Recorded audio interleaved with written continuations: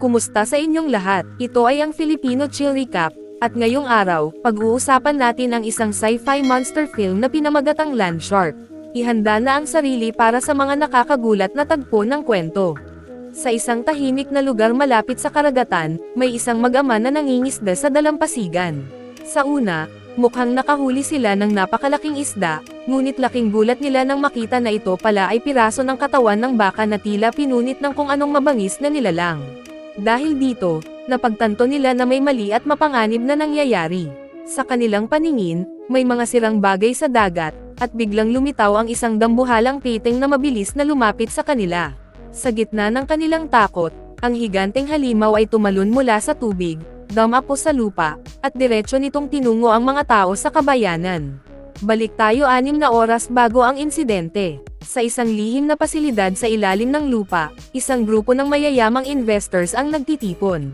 Pinapakita ni Mr. Chen, ang may-ari ng kumpanya, ang bago niyang eksperimento na posibleng makapagpagaling ng cancer para sa sangkatauhan. Ibinunyag niya na ang plano niya ay baguhin ang genetics ng mga piting upang makagawa ng gamot laban sa cancer.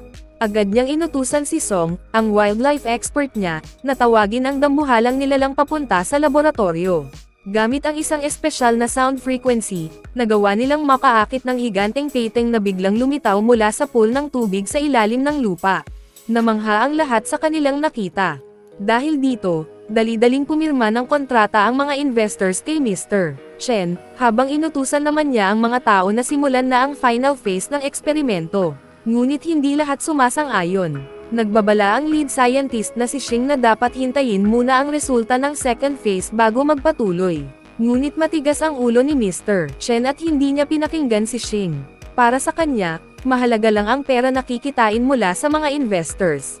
Mabilis na naghahanda ang mga tao para simulan ang third phase ng eksperimento. Ang plano nila, baguhin palalo ang genetic makeup ng dambuhalang piting. Gamit ang kanilang underwater robot, nagawa nilang bigyan ito ng tranquilizer para mapakalma. Pagkatapos nito, ininject nila ang experimental serum sa katawan ng nilalang.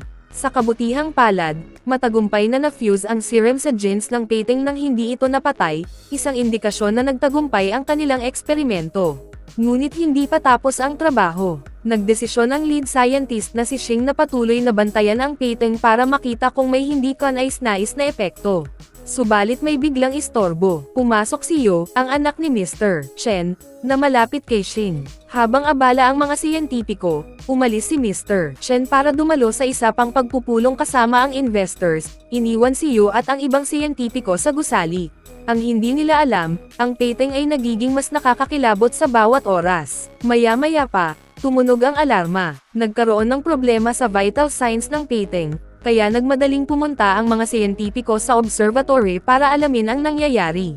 Ngunit bago pa man nila maintindihan ang sitwasyon, biglang tumalon ang piting mula sa pool at kinain ang isang siyentipiko sa harap ng lahat. Nagdulot ito ng matinding takot, kaya agad nilang isinara ang external doors. Akala nila ay ligtas na sila, ngunit sinimulang banggay ng piting ang salamin, dahilan upang ito'y mabasag at bumaha ng napakaraming tubig sa loob ng gusali. Tinamaan ang mga mabagal makatakbo, habang ang iba naman ay nagawang lumutang sa ibabaw. Pero napagtanto ng mga nakaligtas na nasa loob pa rin ng gusali ang piting. Dahil dito, umakyat sila sa mga kasangkapan para makaiwas sa halimaw. Ngunit isang babae ang nadulas at nahulog sa tubig. Agad siyang sinunggaban ng piting at kinain sa isang kagat, nagkalat ang dugo na lalong nagpalakas ng gutom ng halimaw. Naging desperado si Song. Naisip niyang kailangan nilang kumilos bago pa sila maubos.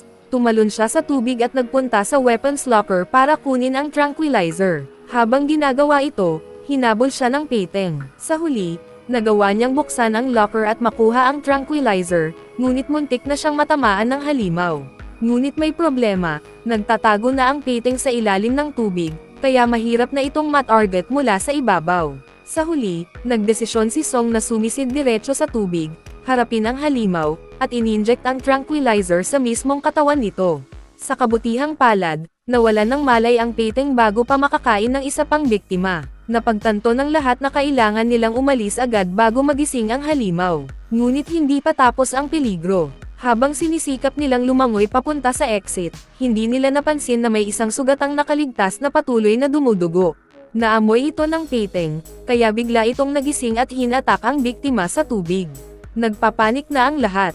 Habang patuloy na pinapatay ng dambuhalang Peteng ang mga naiwan, nadiskubre ng grupo na sira ang mga pinto ng gusali.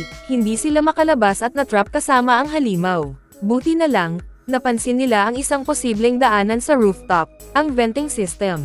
Agad nilang tinungo ang hagdanan para makalabas. Si Song, ang ating bida, ay nagpakabayani muli. Para bigyan ng oras ang kanyang mga kasama, sinubukan niyang ilayo ang halimaw sa grupo. Halos hindi siya tamaan ng mga mabagsik na atake ng Peteng. Sa huling segundo bago siya tuluyang masagasaan, nakuha niyang maitaboy ang halimaw gamit ang electric wire, dahilan upang magmamadaling tumakbo ang Peteng papalayo. Nakahabol si Song sa kanyang mga kasama, at sa wakas, nakalabas sila ng laboratorio.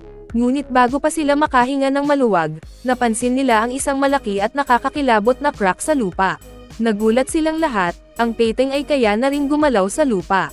Dito na pumasok ang bagong takot. Sinabihan ni Song ang lahat na tumakbo agad, ngunit biglang naalala ni Xing na naiwan pa ang anak ni Mr. Chen sa lugar. Sa kabilang banda, tahimik na naghihintay ang bata sa playground, walang kaalam-alam na malapit na ang panganib. Bigla na lang sumulpat ang dambuhalang Peteng, sinisira ang lahat ng madaanan nito. Ang habulan ay nagsimula. Agad tumakbo ang bata papunta sa slide para magtago. Bagamat nakapasok siya sa isang maliit na istrukture, hindi tumigil ang halimaw sa pagtugis sa kanya, halos wasakin ang buong playground. Sa kabutihang palad, dumating si Song sa tamang oras at nailigtas ang bata bago siya tuluyang madagat ng halimaw. Tumakbo si Song na karga ang bata, habang hinahabol sila ng gutom na halimaw. Sa wakas, nakarating sila pabalik sa grupo, at sinabihan ni Song ang lahat na tumakbo sa kabilang direksyon. Ngunit sa kabila ng lahat ng pagsisikap ng mga tao, napakabilis ng halimaw para sa kanila. Isa-isa nitong nadagat ang mga biktima gamit ang malalaking panga, hinahatak ang mga ito sa lupa at dinadala sa kailaliman. Sinubukan nilang iligtas ang kaibigan nila. Habang kinakain ng Peteng ang isa sa mga biktima, tumalo ng grupo papunta sa halimaw, pilit hinayla ang kaibigan palayo sa mabagsik na panga nito. Pero napakalakas ng halimaw. Pinagpag nito ang mga tao at tuluyang kinain ang biktima, pati na rin ang grabeng nasaktan na siyentipiko na sumubok magligtas. Kailangan nilang tumakas muli. Napilitang tumakbo ang grupo sa mabatong bahagi ng lugar, habang pilit inilihis ni Song ang atensyon ng halimaw. Sa isang matapang na plano, nahulog ang Peteng sa bangin. Pero halos mabulusok din si Song sa gilid ng bangin. Sa huli, nagawa niyang makabalik sa kanyang mga kasama, pansamantalang nakaligtas mula sa halimaw. Sa gitna ng kagubatan, natuklasan ang lihim ng halimaw. Habang nagpapahinga ang grupo, tinanong ni Song kung paano naging ganito kalakas ang Peteng. Lumabas ang nakakagulat na sagot, pinagsama ng mga siyentipiko ang genes ng earthworms at ng Peteng.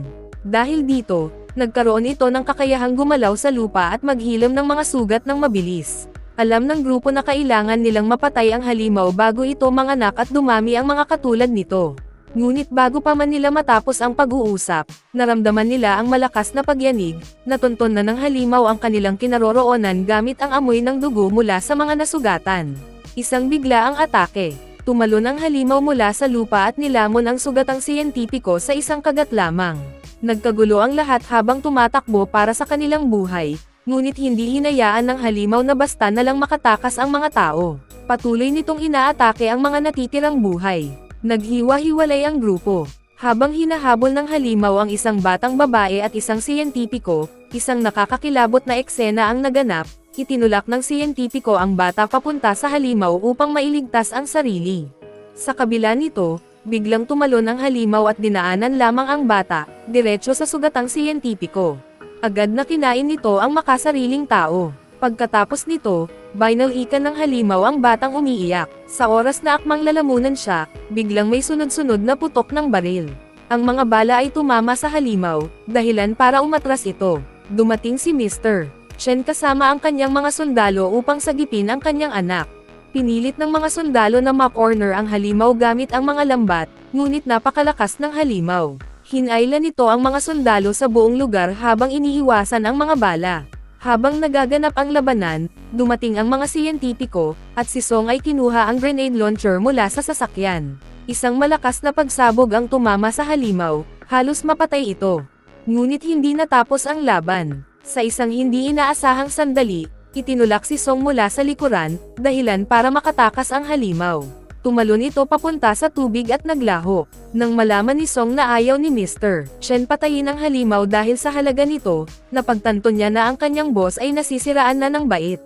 Agad siyang nagbitiw sa trabaho, ngunit tinutukan siya ng baril ni Mr. Chen at pinilit na ibalik ang halimaw kapalit ng buhay ng kanyang kaibigan. Walang magawa si Song kundi sundin ang utos. Kasama ang mga Beirang sundalo, pumunta sila sa karagatan upang hanapin ang halimaw. Ngunit laking gulat nila nang madiskubre ang napakalawak na lugar ng mga sirang barko, gawa ng dambuhalang halimaw. Napansin nilang papunta na ang halimaw sa isang bayan, kaya't kailangang pigilan ito bago madamay ang mas maraming inosente. Hindi nagtagal, lumabas ang halimaw mula sa dagat, tumalon sa lupa, at napansin nilang mas lumaki pa ito kaysa dati. Sinimulan nitong magtungo sa isang lungsod na puno ng mga tao. Lungsod sa peligro. Habang abala ang mga tao sa kanilang araw, bigla nilang napansin ang dambuhalang nilalang na gumagapang sa mga gusali. Nagdulot ito ng matinding takot at kaguluhan. Nagmadaling tumakbo ang mga tao para makaligtas, ngunit napakabilis ng halimaw. Para itong isang galit na bagyo, sinisira ang mga kalye at nilalamon ang mga tao na parang walking hamburgers. Di nagtagal, hinabol ng halimaw ang mga tao papunta sa isang residential na lugar, hanggang sa ma-corner nito ang isang batang babae. Sa kabutihang palad, bago pa man siya lumunin ng buhay, bigla itong kumilos ng kakaiba dahil sa isang mataas na pitch na frequency. Dito nila natuklasan na natunton na pala ng siyentipiko ang halimaw, at nagawa nitong pilitin ang hayop na sumugod sa kanila. Agad nagpasya ang grupo na painan ang hayop gamit ang bait na itinapon nila sa karagatan. Subalit, natanggap ni Xing ang isang video ng halimaw at natuklasan niyang lubos na lumaki ang nilalang, hanggang sa lubos nitong natabunan ang kanilang bangka.